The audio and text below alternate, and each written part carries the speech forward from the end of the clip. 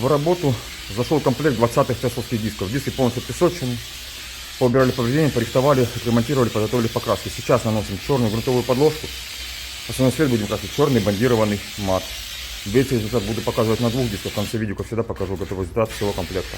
Так, ребят, прошел у нас цикл печи. 20-е тесловские диски выехали по черной грунтовой подложке. Сейчас я процесс нанесения с нового цвета. В конце видео смотрим готовый результат всего комплекта.